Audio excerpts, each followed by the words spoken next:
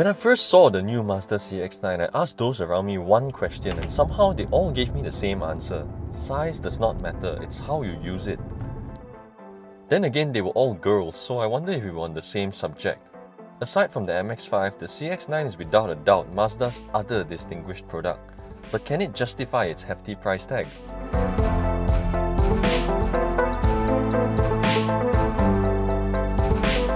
Dictated by its signature Kodo design philosophy, Mazda has made some of the prettiest mass-produced vehicles to have come out of Japan in recent times. But this is the cream of their crop. The CX-9 was voted not just as the finalist for the World Car of the Year award, but also for the World Car Design of the Year award in 2017, and it's really not hard to see why. It's not so much a car, but a handicraft, painstakingly sculptured and meticulously perfected by craftsmen with the highest level of dedication in pursuit of invoking emotions through design. And when you examine it in detail, every inch of it just reflects the passion of those who have worked tirelessly to breathe life into the car.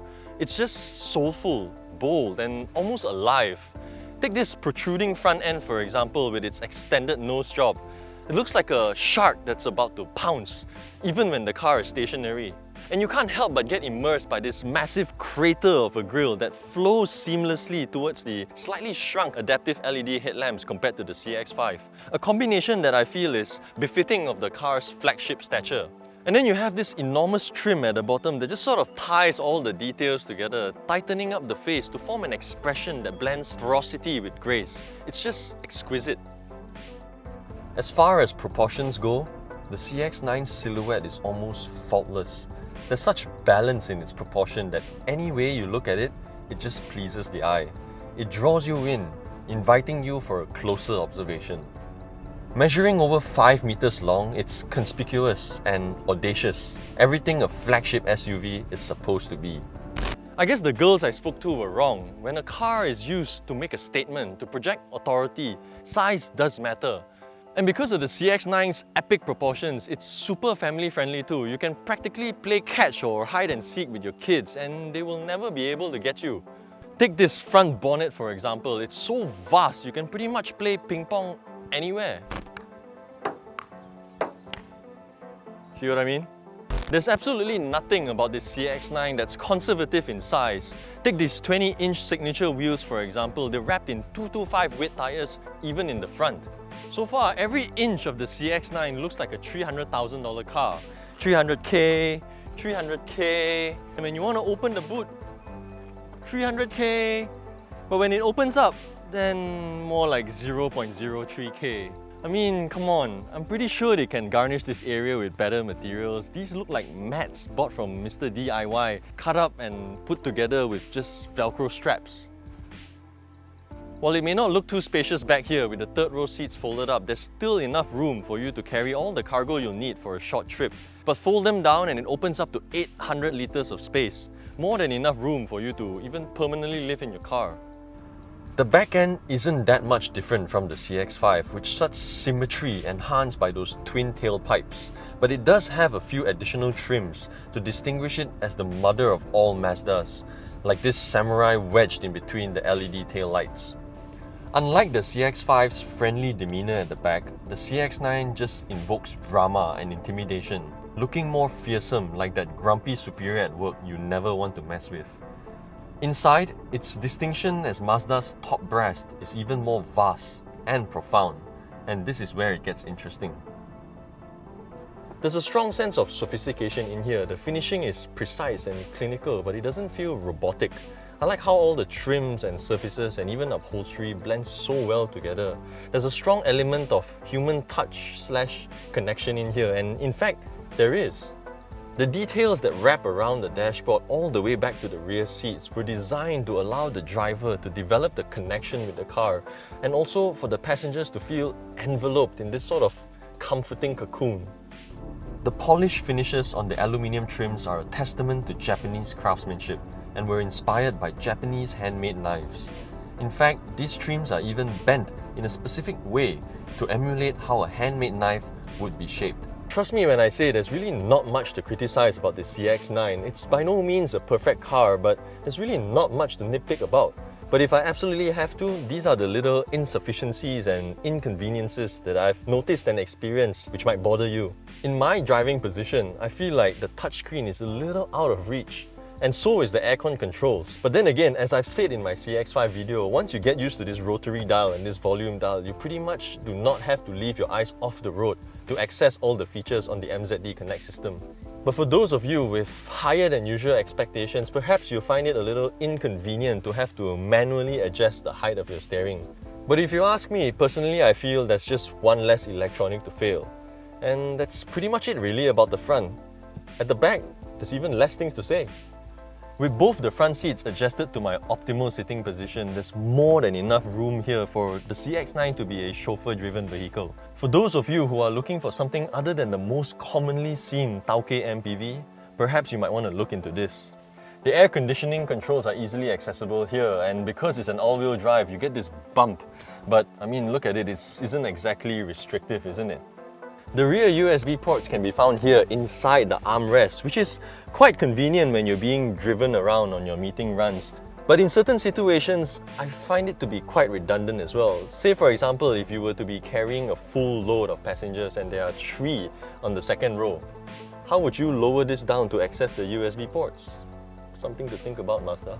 I also like how clever the design of these front seats are, curving inwards to free up more knee room, so that if you ever have to move these seats forward to show some mercy to the third row passengers, it still feels nice and snug. When it's not used to get you around for meetings, but instead as a family carrier, getting your passengers into the third row seat can be quite a straightforward affair. Simply pull this lever here, the seat collapses, roll it forward. While it's not the smoothest of passages, well, I guess that's what 7-seater SUVs are all about. Back here, once you've settled in, you realize that it's surprisingly roomy, and this is bearing in mind that the front seat and second row seats have been adjusted to accommodate me comfortably. The only problem back here is the lack of headroom, but then again, for someone who is about 180 centimeters tall, it doesn't exactly feel claustrophobic. I think I'd be quite comfortable here for a long-distance outstation trip. Also, I feel if you're going to offer third row seats, it's quite important, especially in Malaysia, to provide rear aircon vents, which is missing here.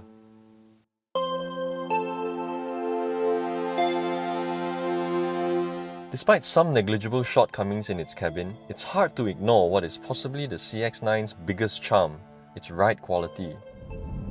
And that's because Mazda has paid a lot of attention to it. They've used sound insulating glass, extensive seal insulation, and narrowed all the gaps so that all the chaos and hustle and bustle from the outside does not penetrate the cabin. What's even crazier is they've got more than 20 kilos of sound deadening material on the floor of this car. And the result is quite profound and quite important.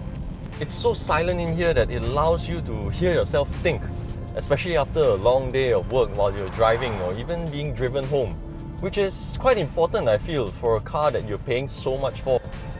And when you don't feel like hearing yourself think, there's a 12-speaker Bose sound system that's just absolutely mad.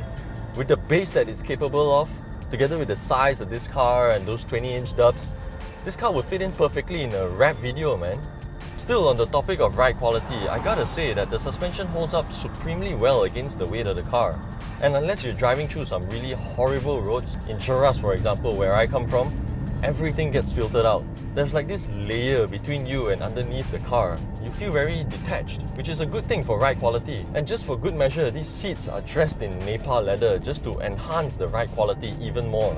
There are more comfortable seats out there, I'm not going to exaggerate it, but these are definitely worthy of a Japanese luxury SUV. In fact, it's also worthy of an award-winning interior, which this is. Everything is just where it's supposed to be, and for good measure. It makes sense and it doesn't make you ask the question, why? It's all very purposeful. Take this padding here, for example, lined across the center console. It's such a simple addition, yet to such a positive effect. Also an award winner is the 2.5-litre turbocharged petrol engine under the hood. It's got more or less 420 Nm of torque, similar to the 2.2-litre turbo diesel CX-5. But it's got 50 more horsepower to play with. And considering it has to power a vehicle weighing more than 2 tons when it's fully loaded, it's just impressive. There's no other way to say it. I drove it up to Ipoh over the weekend and it can be so quiet and frugal when you're just cruising along. but yet pack so much punch when someone is tailgating you and you just want to put them in their place. It's potent without being brutal, and the power spreads out so evenly that it's so creamy, so meaty and connected to however you press the pedal. Whether your foot is firm on the pedal floor or you're just gently feeding in the power, there's just no hint of the engine running out of breath, even at unspeakable speeds. Granted, it's a heavy car, especially with full load, but it isn't exactly thirsty as well. I've done 2 full tanks in this car and I've managed to clock around 450 kilometers on the first tank and a little more in the second tank when I started driving a little more sensibly. And I know what you're thinking, there are cars that can do much more than that, but they probably can't carry you and 6 others in such supreme comfort. And even if they are, they're about 100,000 ringgit more. And the cheaper options, well, they're just essentially vans. But this is not a van. This is a macho-looking all-wheel drive SUV. But here's the thing, it doesn't even drive like an SUV. It drives more like a heavy sedan. The way it just sits through corners, it doesn't feel like it's got a high center of gravity, but in fact it's really tall. With the G vectoring control, or GVC, like in the CX-5, it helps the car turn in so well. And unlike other SUVs that would flop about around the corners, the GVC helps mask the car's weight so well.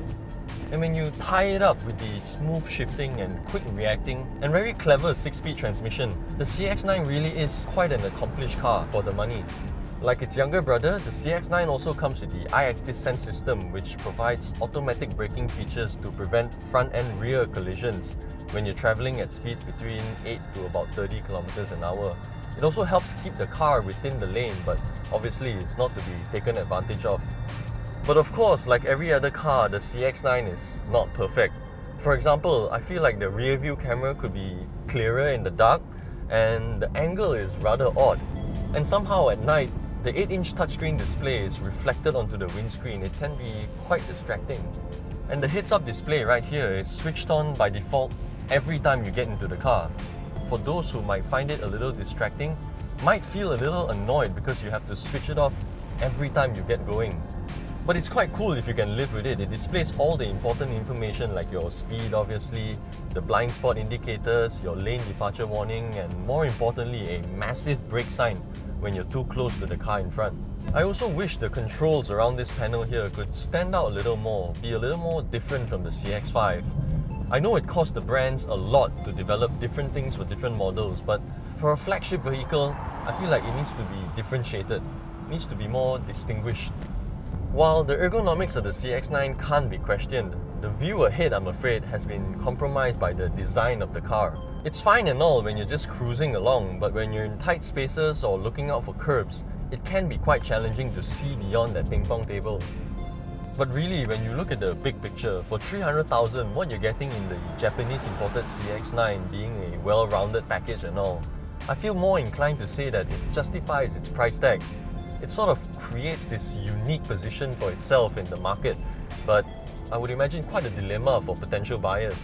At this price, it makes you ask a few questions. Should you go for the base model but German luxury SUV? Or should you go for a slightly cheaper but also Japanese imported luxury SUV but with less seats?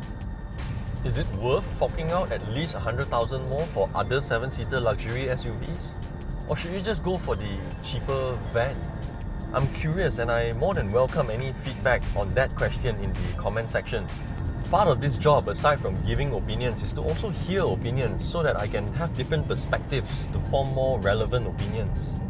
For now, for me at least, I feel what the CX-9 is to the luxury 7-seater SUV segment is what the 2-litre GL CX-5 is to those looking to make a step up in their vehicle ownership. It just gives you more without costing you much more. And just like the CX-5 amongst its peers, the CX-9 is a standout option with a distinct air of superiority and exclusivity. People just somehow stare at you. Or maybe it's just my face problem, I'm not sure. So, if you're looking to enjoy the best and everything a Japanese flagship SUV can offer, for a price that would normally offer you only a base model alternative of its Japanese counterpart, this could be the car for you. But if you're not a person who is of individualistic values, you follow and not set trends, and is very brand conscious, Perhaps not. For more information on the all-new Mazda CX-9, do log on to AutoBuzz.my. If you enjoyed this video, click the like button, share this video and subscribe to our YouTube channel.